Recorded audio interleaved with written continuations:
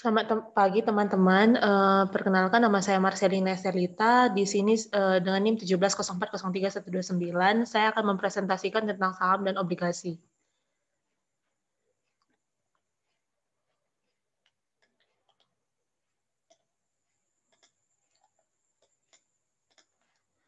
Jadi ada 4 materi untuk saham. Yang pertama itu ada pengertian saham, yang kedua keuntungan kepemilikan saham, yang ketiga resiko saham, dan yang keempat adalah penilaian saham. Untuk materi obligasi ada 5. Yang pertama itu pengertian obligasi, yang kedua keuntungan obligasi bagi penjual dan pembeli, yang ketiga jenis obligasi, yang keempat karakteristik obligasi, dan yang kelima adalah harga obligasi. Jadi ini ada beberapa referensi yang saya gunakan. Yang pertama itu dasar-dasar teori dan analisis sekuritas dari Suad Husnan, ada pengantar bisnis dari Sri Nurhayati dan Wasilah, ada penjelasan risiko dalam transaksi saham dalam bentuk artikel, ada bab 2 saham oleh Widya Tama, ada penilaian saham manajemen keuangan oleh Raulan Pasaribu dari Gunadarma, dan selanjutnya ada bab 2 obligasi dari Unpas, ada obligasi oleh Muhammad Andrizal Fajar dari UNY, ada keuntungan obligasi dari Infovesta, ada menggunakan website Kementerian Keuangan Republik Indonesia, dan yang terakhir adalah bab 2 obligasi dari UII. Oke, kita masuk ke saham. Yang pertama itu pengertian saham. Saham adalah surat berharga yang menunjukkan kepemilikan perusahaan pemegang saham yang memiliki hak klaim atas dividen atau distribusi lain yang dilakukan perusahaan kepada pemegang saham lainnya. Saham merupakan secari kertas yang menunjukkan hak modal, yaitu hak yang memiliki kertas tersebut untuk memperoleh bagian dari prospek atau kekayaan organisasi yang menerbitkan sekuritas tersebut menjalankan haknya. Selanjutnya adalah keuntungan kepemilikan. Yang pertama itu ada dividen. Pembagian keuntungan berdasarkan jumlah kepemilikan saham terhadap perusahaan atau emiten yang telah berhasil dalam menjalankan usahanya. Terdapat dua jenis dividen yang dibagikan perusahaan, yaitu dapat berupa satu dividen tunai, yang berarti kepada setiap pemegang saham diberikan dividen berupa uang tunai dalam jumlah rupiah tertentu untuk setiap saham. Yang kedua ada dividen saham, yang berarti pada setiap pemegang saham diberikan dividen sejumlah saham, sehingga sejumlah saham yang dimiliki seorang pemodal akan bertambah dengan adanya pembagian dividen saham tersebut. Selanjutnya ada capital gain, yaitu hasil selisih antara harga beli dan harga jual harga saham pada saat transaksi. Capital gain terbentuk karena aktivitas perdagangan di pasar sekunder yang keberadaannya dipengaruhi oleh tingkat permintaan dan penawaran.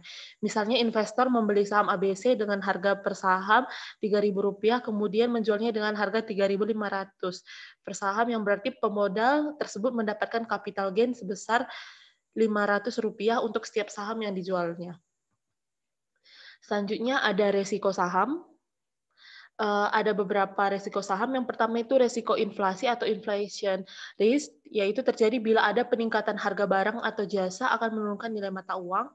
Yang kedua ada resiko pasar atau market inflation, yaitu terjadi bila ada penurunan harga saham terjadi, maka akan mengakibatkan capital loss. Selanjutnya ada resiko sektoral yang dipengaruhi oleh kinerja usaha industri yang tergabung dalam suatu sektor yang dipengaruhi oleh kondisi lingkungan, kondisi peraturan, dan iklim usaha. Ada resiko tingkat bunga atau interest rate risk dari perubahan dalam tingkat suku bunga yang ada di pasar. Ada resiko kredit atau risk kredit timbul jika perusahaan menerbitkan efek hutang dan instrumen pasar yang tidak mampu membayar pokok hutang dan bunga tertunggak. Ada resiko mata uang atau currency risk timbul apabila terjadi perubahan nilai mata uang negara asing dibandingkan dengan mata uang domestik, sehingga mengurangi tingkat hasil investasi asing. Dan yang terakhir adalah aset class risk yang diakibatkan oleh investor berimbang dalam melakukan diversifikasi terhadap investasinya.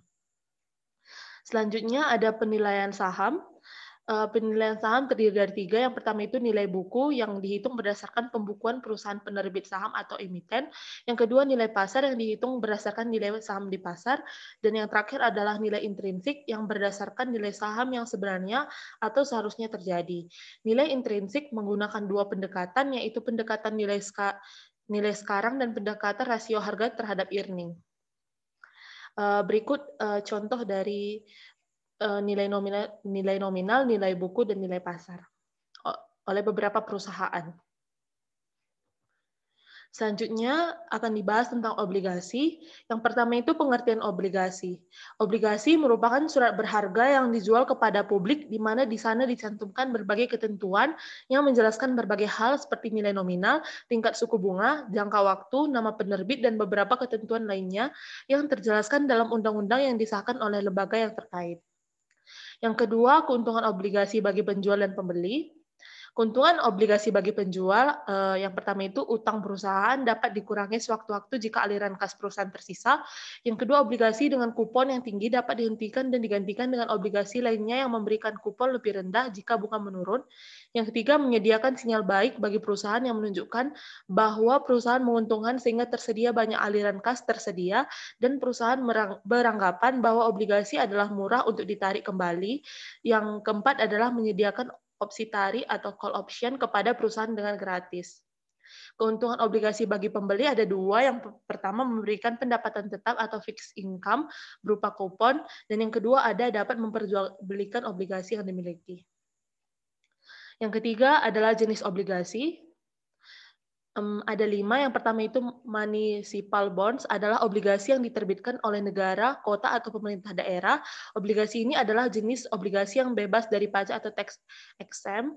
Yang kedua adalah corporate bonds, adalah obligasi yang diterbitkan oleh bank, institusi keuangan, bukan bank, perusahaan pemerintah, atau perusahaan swasta lainnya dalam mata uang rupiah atau mata uang asing. Yang ketiga adalah mortgage-backed bonds, adalah obligasi yang dijamin oleh kepemilikan aset berharga dan properti. Yang keempat adalah international bonds, adalah obligasi yang diterbitkan oleh negara untuk dijual ke negara lain atau perusahaan asing.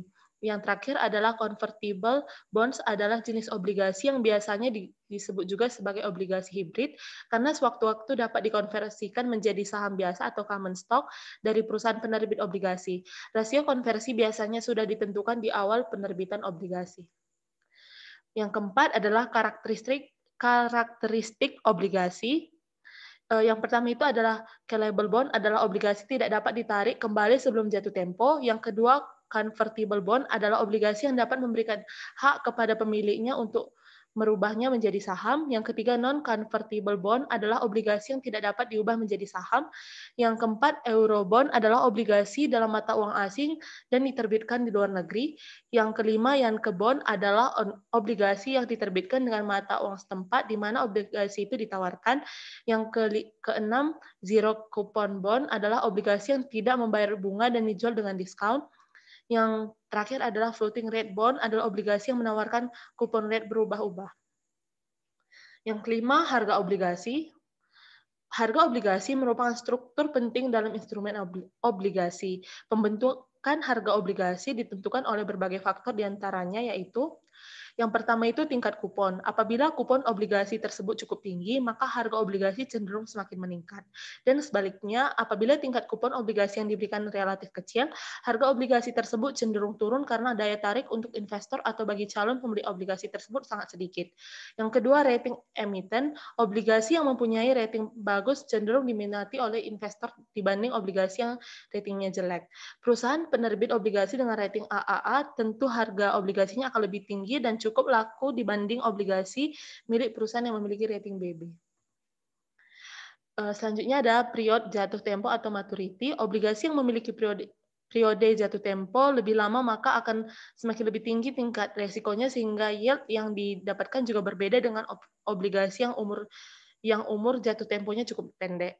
Apabila tingkat suku bunga berubah, harga obligasi yang mempunyai masa jatuh tempo lebih lama akan lebih banyak berubahnya dibanding obligasi yang mempunyai masa jatuh tempo pendek. Yang selanjutnya adalah likuiditas obligasi. Obligasi yang liquid adalah obligasi yang banyak beredar di kalangan pemegang obligasi serta sering diperdagangkan oleh investor di pasar obligasi. Apabila obligasi yang dibeli mempunyai likuiditas cukup tinggi, maka harga obligasi tersebut cenderung stabil dan meningkatkan, dan sebaliknya. Sekian presentasi dari saya. Kira-kira ada pertanyaan dari teman-teman? Saya ingin bertanya, perkenalkan saya Kirsten Junika dengan NIM 170403-153. Apa yang membedakan antara dividen dan capital gain? Terima kasih. Terima kasih untuk pertanyaannya. Saya akan menjawab. Jadi dividen adalah imbal hasil atas penanaman modal yang diperuntukkan bagi para investor saham jangka panjang. Imbal hasil tersebut bersumber dari laba yang diperoleh perusahaan, di mana dari laba itu sebagian dibagikan kepada investor sebagai dividen. Sementara capital gain adalah keuntungan yang diperoleh dari selisih harga saham. Kira-kira masih ada pertanyaan lain, teman-teman? Baik, saya ingin bertanya. Nama saya Jamichael Damanik, NIM 1715. Yang ingin saya tanyakan, komponen apa saja yang digunakan dalam pemeringkatan obligasi? Terima kasih untuk pertanyaannya. Saya akan menjawab pertanyaan dari Michael. Yang pertama itu komponennya adalah kemampuan perusahaan penerbit untuk memenuhi kewajiban finansialnya sesuai dengan yang diperjanjikan. Yang kedua itu ada struktur dan berbagai ketentuan yang diatur dalam surat hutang. Dan yang terakhir adalah perlindungan yang diberikan maupun posisi klaim dari pemegang surat hutang tersebut bila terjadi pembubaran atau likuidasi serta hukum lainnya yang mempengaruhi hak-hak kreditur. Terima kasih teman-teman untuk waktunya. Sekian presentasi dari saya. Maaf jika ada kesalahan kata. Terima kasih. Selamat pagi.